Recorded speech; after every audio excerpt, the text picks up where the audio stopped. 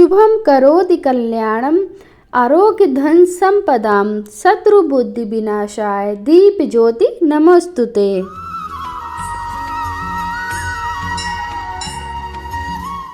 ओम नमः शिवाय। दोस्तों राधे राधे। स्वागत है आपका मेरे चैनल धार्मिक अध्यात्म में।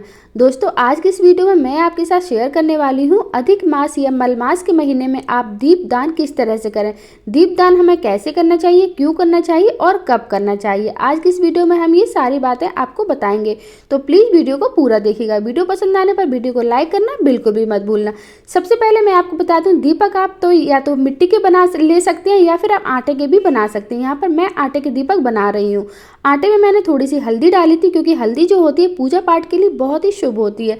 हल्दी डालकर आटे को मैंने एक टाइट डोर तैयार कर लिया। बहुत ही इसका हम थोड़ा सा टाइट आटा गूंथ लेंगे, जिससे कि जो भी हम इसके दीपक बनाएंगे वो खंडित नहीं होंगे और फैलेंगे नहीं, क्योंकि जब ये आटा थोड़ी देर रखा रहेगा तो आटा और गीला हो जाएगा। तो ध्यान रहे आप आटे को थोड़ा टाइट गूंथिएगा। आप चाहे जितने दीपक का दान कर सकते हैं, 5 दीपक का दान कर सकते हैं, 7 का, 11 का, 21 का, जितना भी आप चाहें उतने दीपक का दान कर सकते हैं। इस तरह से देखिए मैंने 7 लोइयाँ बना ली हैं। अब एक एक करके हम सभी दीपक को तैयार कर लेंगे।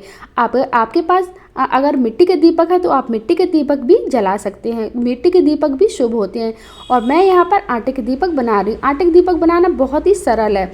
इस तरह से आप देखिए बना सकते हैं। और दीपदान आप मलमास के महीने में आप एकादशी वाले दिन, अमावस्या वाले दिन या फिर पूर्णिमा के दिन कर सकते हैं। चाहे तो आप रोज भी इसको कर सकते हैं। एक दीपक तो आपको रोजाना जलाना ही है, दीपदान करना ही है। मलमास जिसे अधिक मास और पुरुषोत्तम मास के नाम से भी जाना जाता है, और इसका जैसे कि आपको पता है इसका ये शुरुआत वो 18 जुलाई से हो गई है। इस बार आपको सावन के महीने में भगवान शिव के साथ भगवान विष्णु की कृपा भी अगर प्राप्त करनी है तो आप रोजाना दीपक आपको जलाना है। और मलमास में दीपदान करने से बहुत ही लाभ मिलता है। दीपक जलाने से हमारे मन के भीतर का जो अंधकार होता है वो दूर होता है।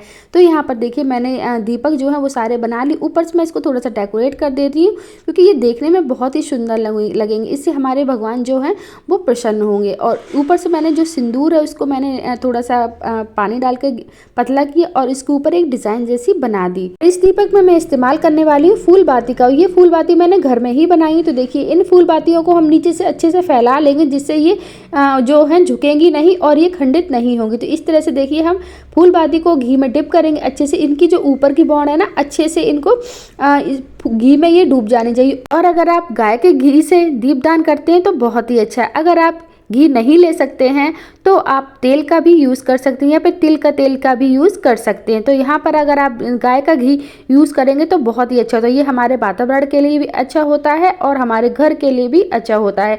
ये हमारे आसपास के जो रोग कीटाणु होते हैं ना उनको मुक्त करता है, और हमारा जो वातावरण होता है वो भी शुद्ध होता है। अधिक मास में किया हुआ दीपदान किसी भी तीर्थ स्थान में किए गए दान के से ज़्यादा पुण्य देता है। और मलमास में दीपदान करने से धन, धान, ऐश्वर्य, पुत्र, पौत्र एवं समृद्धि प्राप्त होती है। अब हम इसमें डाल देंगे थोड़े से तिल। तिल काफ़ी शुभ होते हैं, तो तिल को आप जरूर डालिएगा। अगर आपके पास तिल नहीं है तो आप पुष्प अर्पित कर सकते हैं या फिर थोड़े से चावल भी डाल सकते हैं। तो यहाँ पर देखिए इस दीप को आप किसी भी पूजनीय वृक्ष के नीचे कर सकते हैं, जैसे कि बेल का वृक्ष है या फिर बरगद का वृक्ष है, तुलसी का वृक्ष है, समी का वृक्ष है। कोई भी वृक्ष के नीचे आप इस दीप को दान कर सकते हैं। यहाँ पर मैं तुलसी के वृक्ष के नीचे करती हूँ। देखिए जहाँ पर भी आपका तुलसी का पौधा लगा हुआ उस जगह को आप अच्छे से पहले साफ कर लीजिए। वहाँ पर आप कोई भी रंगोली बना लीजिए, स्वास्तिक बना लीजिए, कोई भी डिज़ाइन आप बना लीजिए। क्योंकि हम जब कोई भी चीज़ पूजा पाठ करते हैं तो उनका जो भी दान होता है वो हम डायरेक्ट ज़मीन पर नहीं रखते हैं, है ना। ऐसा बिल्कुल भी शुभ नहीं माना जाता। तो पहले आप रंगोली बना लीजिए अच्छे से। मैं तो यहाँ पर हल्दी का और आटे का रंगोली बना रही हूँ। अगर आपके पास कलर है तो आप कलर से भी कलरफुल रंगोली बना सकते हैं। तो यहाँ पर देखिए दीपदान हमें कैसे करना। हमें दीपदान हमेशा शाम के समय करना है, जब सूर्य अस्त हो जाता है उसके बाद हमें दीपदान करना होता है। आप अपने घर की पहले पूजा कर लीजिए, मंदिर का दीपक जला लीजिए, उसके बाद आप दीपदान कर सकते हैं। तो देखिए यहाँ पर हमें दीप को कैसे जलाना है।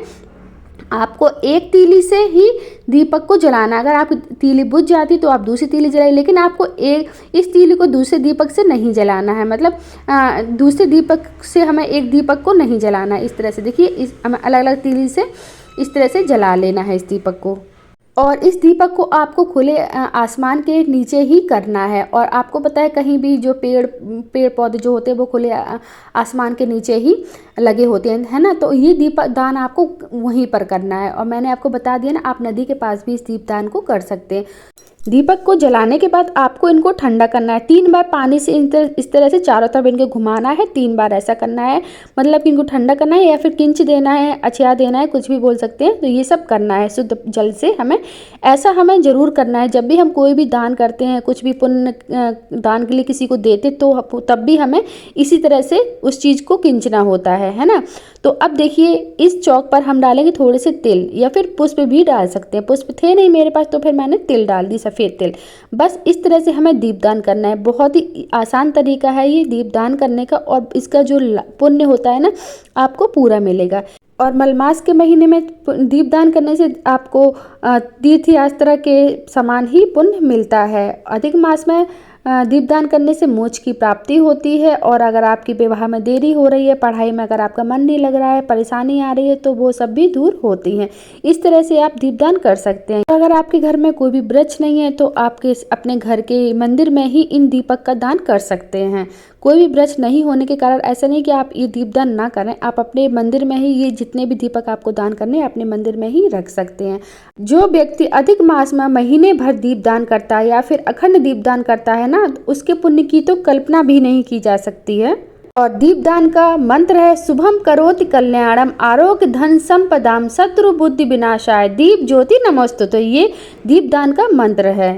मंत्र के साथ आप दीपदान कर सकते हैं। दीपदान आप मलमास के महीने में अमावस्या, पूर्णिमा या फिर एकादशी वाले दिन कर सकते हैं। आप चाहें तो रोजाना भी एक दीपदान कर सकते हैं। तो दोस्तों, उम्मीद करती हूँ आज का वीडियो आपको पसंद आई। इस वीडियो में मैंने आपको दीपदान से संबंधित सारी जानकारी दे दी। तो जल्दी से कमेंट बॉक्स में ओम नमः शिवाय जरूर लिखें।